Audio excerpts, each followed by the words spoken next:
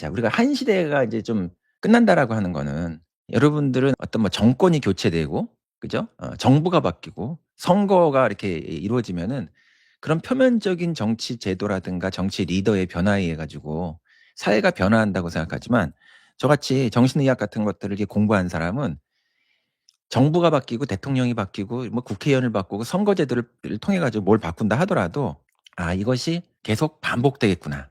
끝난 게 아니구나.' 이런 생각을 해요. 왜냐하면 그 이면에 있는 바닥에 있는 인간의 에너지 그리고 사람들이 모여서 만든 커뮤니티에서 이 사회, 국가 안에서 이루어지는 이 사람들의 그 덩어리화된 그 에너지가 정부가 교체된다고 해 가지고 바뀌거나 끊어지는 것은 아니거든요.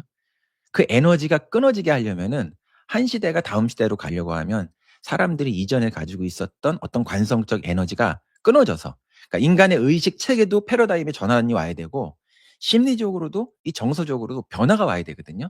예. 근데 제가 진단하는 건 뭐냐면은 우리가 안타깝게도 노무현 대통령 그 서거 이후에 노무현 대통령 서거가 언제 있었습니까? 2002년 대선이 있었고 2007 년에 또 대선이 있었으니까 한 20년 가까이 됐잖아요. 20년 가까이 되는 이 시간에 몇 번의 정부가 이렇게도 교체되고 저렇게도 교체되고 정부의 교체는 있었지만 에너지가 그동안 교체되지 못했어요. 에너지는 그대로 이어져 있었거든요. 예. 그러기 때문에 이 사람들이 가지고 있는 이 에너지가 그대로 진행이 되면 비슷한 역사의 패턴을 반복할 수밖에 없습니다. 왜냐하면 그런 에너지에 사로잡혀 있기 때문에 비슷한 선택을 계속할 수 있고 그런 에너지가 있는 상황 속에서 이익을 먹는 그런 정치 세력들이 있어요. 그게 오늘 제가 말씀드리려고 하는 노무현이라는 기호를 내세워서 비극적으로 죽은 사람을 팔아먹은 지금의 이 문파 세력이에요 이게. 그리고 우리가 어떤 사태에 대한 해석이라고 하는 거는 그 당시에는 잘 모르거든요. 저도 이런 이 사람들을 뭐 문재인 대통령 이런 사람들을 처음부터 이런 관점으로 봤던 게 아니에요. 왜냐하면 정보나 사실 같은 게 없기 때문에.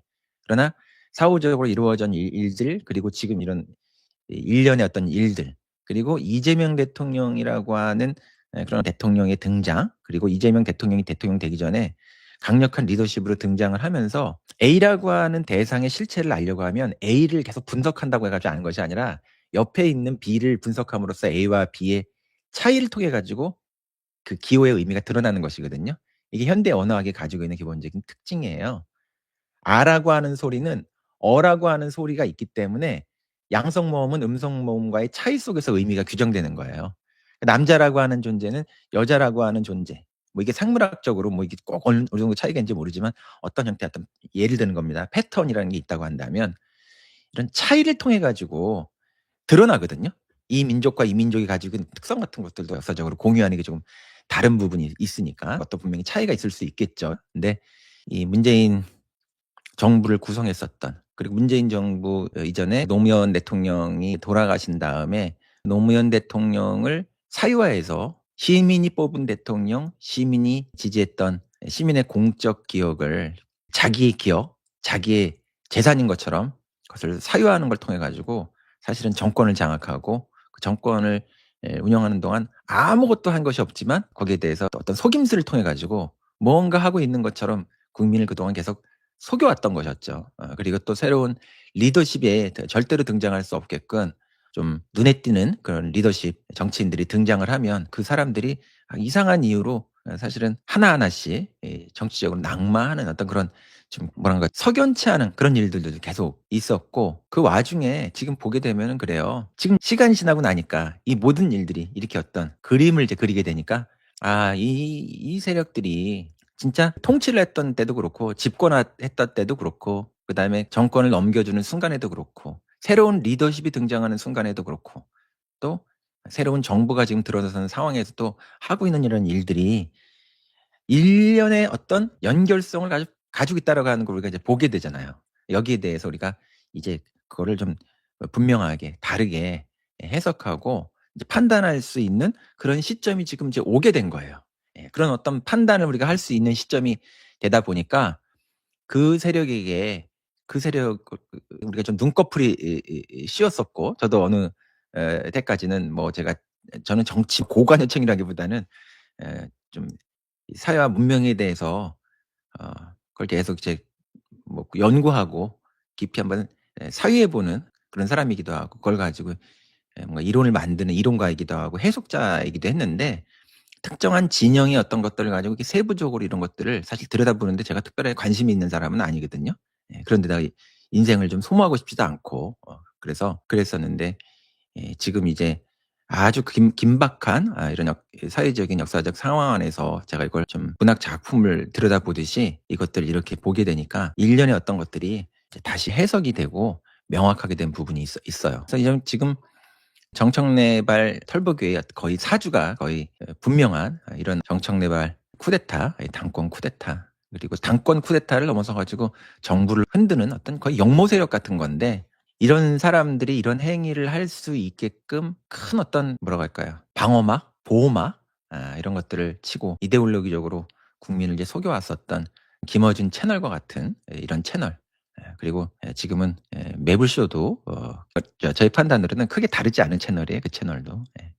자기 입으로 교주 노릇을 하지 않아서 그렇지 이런 어떤 거의 역적에 가까운 이런 세력들 이재명 정부의 성공을 발목을 잡으려고 패거리를 짚고 있는 그런 어떤 세력들을 중심으로 해 가지고 스피커를 고정 스피커를 앉혀 놓고서 몇백만이나 되는 사람들에게 매일매일 어떤 소리를 그들의 목소리를 뭐 들을 만한 소리도 없고 그죠?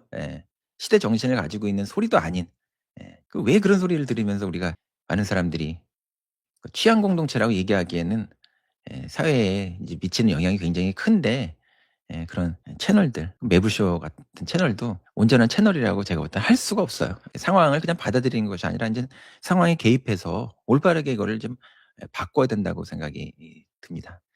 그래서 인제 그런 어떤 대형 스피커들이 인간 정신을 이제 세뇌하고 사실과 판단을 흐리고 사실인 것처럼 감정을 얘기하고 사실인 것처럼 자기들의 자의적 해석과 판단을 통해서 우리 정신을 이제 흐렸는데 그런 것들이 더 이상 작용할 수 없을 정도로 어떤 시대적인 분위기가 변화하는 그런 상황 속에 있는 거죠. 이런 상황 속에서 제가 한국 정치가 어떤 형태의 무의식의 장안에 있었는지에 대한 얘기를 좀 제가 오늘 드리려고 해요. 그러니까 이 얘기는 특별한 어떤 사태, 사실에 대한 어떤 표면층의 정치적인 판단이라든가 그런 문제라기보다는 우리 정치가 지금 반복해 오고 있는 어떤 그런 구조가 있거든요. 이 구조는 근데 무의식이 가지고 있는 구조예요.